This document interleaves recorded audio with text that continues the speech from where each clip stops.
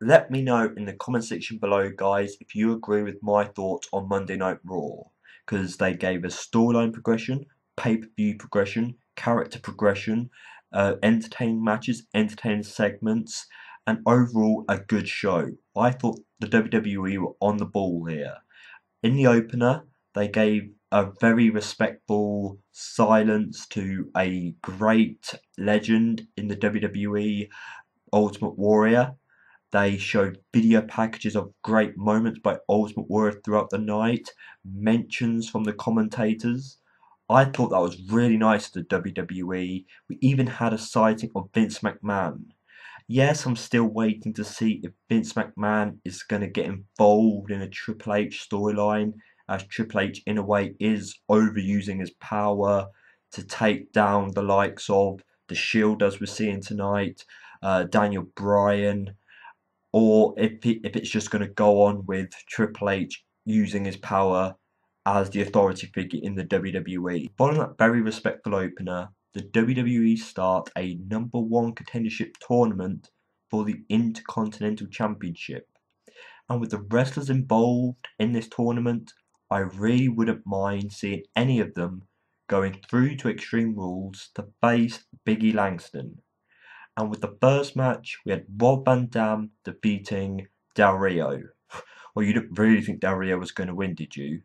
Rob Van Dam is being brought back for a reason. Could this be the reason? Or is this just the start of another possible feud? You had Heyman using Brock Lesnar's WrestleMania win against The Undertaker. It still upsets me, to get heel heat on himself to pass to Cesaro. And as much as I still question the WWE's change, because he was over as a face, so couldn't they have continued going down that route?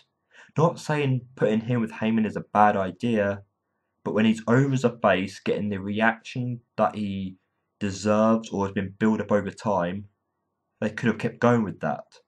But I do look forward to the teamwork between Cesaro and Heyman. Cesaro puts on a great match against Mark Henry. First, there's a spot where he gives him a flying uppercut from the top rope, then the equalizer for the win. Brilliant big win. Cesaro getting a big win and advances in the tournament. You had Sheamus defeating Swagger, okay, and Barrett versus Ziggler. Brilliant. Yes, I want to hear the Bad News Barrett promos again, but this match put both men in great opportunities to win. They both kicked out of each other's moves. Barrett looked great, Ziggler looked great, brilliant match, and even though either one could have won, Barrett picks up the win. He's back as a wrestler and he's going in the direction towards the Intercontinental Championship again.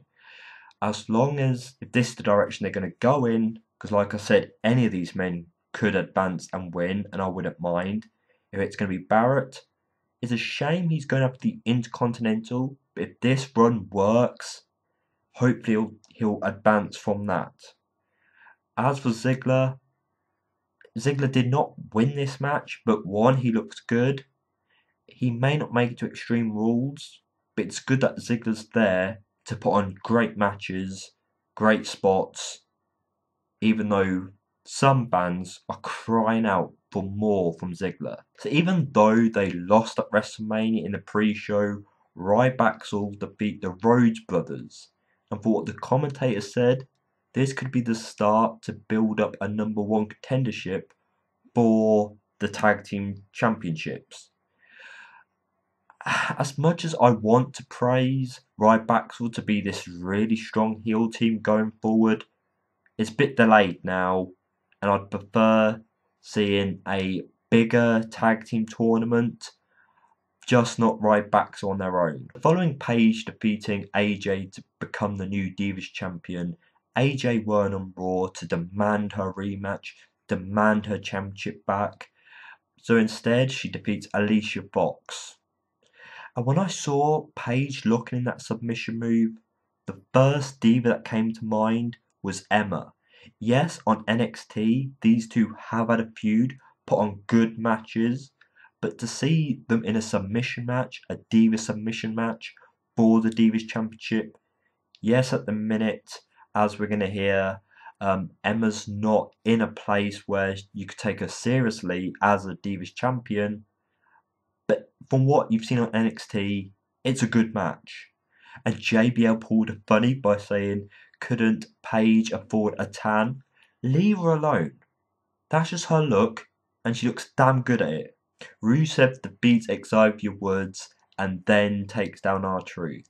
A good steady build for this new guy in the WWE would be the best way to go, instead of rushing him by putting him against John Cena, having him take down John Cena, defeat John Cena, because in the end of the day, John Cena will most likely get his revenge and then Rusev will be knocked down a few pegs.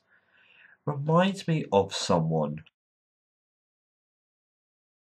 Part of me thought when Sandow got the mic, this was him speaking out to the WWE universe. Because with a character that was over, like Sandow, it's such a shame where he's become.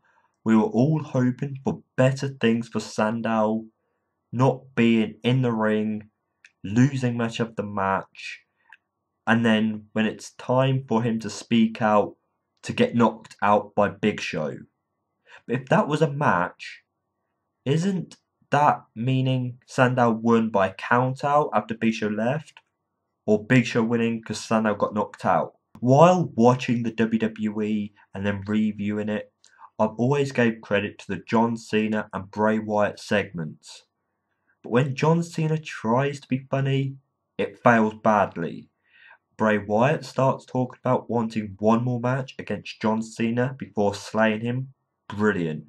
John Cena comes out and it starts well. The last thing I need is another push. No one wants to see that. Amen to that, Cena. You've been the top guy for so long now. You had the opportunity to put Bray over at WrestleMania and you lost. So Bray's got to get the win at Extreme Rules. But then you bring out all your comedy, jerky stuff by saying you're going to take the Wyatts out because you feel they can all do with the night out. You have photoshopped pictures of Bray being Abigail, one of the Wyatt members being the mother, the other one being a baby. With all jokes to aside, Cena picked the best match possible, even though it was predictable because it's a match that I and other fans have been saying, and that is John Cena versus Bray Wyatt in a steel cage to keep the other Wyatt family members out. Extreme Rule match in a cage. Brilliant. Yes, I think Bray Wyatt's win should have happened at Mania as well, but forget about that. This segment, even though John Cena ruined it in my opinion, the match made for Extreme Rules was brilliant. This just did, guys.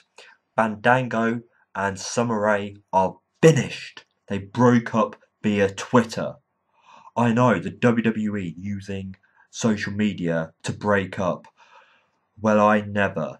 And instead, he's quickly moved on and got Layla to be his new replacement dancer. And with Layla there as good luck, they defeat Santino and Emma. So things don't really change, even though Summer Rae's gone. There's still this same match. So Fandango's not going anywhere forward. Santino's not going anywhere forward. Emma's not going anywhere forward. And Layla's joining in with this. So is the same thing going to happen to her? To give the WWE a chance? To not give the WWE a chance? To give the WWE a chance? To not give the WWE a chance? 4 petals. This is not going to work. The WWE teasing to bring back the monstrous Kane after Stephanie calls him pathetic for not being able to take out Daniel Bryan when the Authority weren't there. The WWE, do you really want us to believe that this time round you're going to bring back the monstrous Kane, make it work, make him become the monster that got me into the WWE alongside Triple H? No, come on now. He's coming back face Daniel Bryan, and I don't know if this is going to work. I should be feeling happy about this, but the WWE past attempts with this have failed. Not saying I'm sad or disappointed that they're going to try again, because the Monstrous Kane is always a good Kane, but I'm not sure if it's going to last or work. So the Usos wanted a rematch against Batista and Orton after their attack last week, which thanks to the Shield, Orton and Batista won by disqualification. But that all built up to the Authority booking the Shield in a 3-on-3 match, which turns out to be an 11-on-3, which I'm pretty sure was all the heels on the WWE roster. And even though it ends with a disqualification after they all attack outside the ring, it comes to be a massive beatdown on the Shield. So the tables are turned. Instead of the Shield overpowering particular wrestlers, it's the particular wrestlers overpowering the Shield. And then it happens.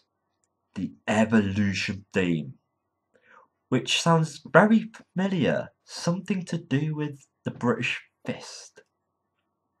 But this was a mark-out moment. The Evolution theme, Triple H, Randy Orton and Batista. There was teasers, especially with Randy Orton and Batista having a signature double team move, with them always walking backstage together, with Triple H speaking to them in numerous segments.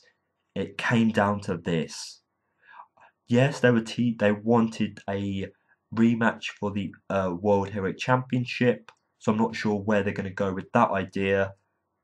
But Evolution coming out, beating down on the Shield, giving them RKOs, Batista bombs, Triple H standing tall over them, speaking down to Roman Reigns, the guy who's going to be going forward. You know, this is what we want to see from Triple H. He overpowered Daniel Bryan that week. He's overpowering the Shield this week. The true heel in Triple H is coming out, and I'm loving it. Nothing's going to take this away from me. Daniel Bryan can try, but I'm sure the best is yet to come for him. Triple H is now with his buddies. Evolution's back. I'm pumped up, and I'm looking forward to seeing a possible Evolution versus Shield match at Extreme Rules. Matches were booked for SmackDown, but right now the finish for Raw has put me in a great mood. Evolution! Now, people, like I've said, share your thoughts on Monday Night Raw. I really liked this show. I felt everything was done right. And video packages of Rose and Bo Dallas happened during Raw. Overall, it was just a really good show. Let me know what you think. Until next time, goodbye.